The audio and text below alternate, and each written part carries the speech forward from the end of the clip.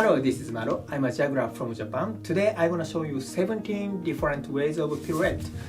And most of the jugglers use like this technique, crossing their arms on front of their chest and spin. But there are really a lot of possibilities for wrapping their arms, crossing your leg, catching something different ways. And this video is a part of my research. I hope you find some inspiration from this video. Yeah, let's get started.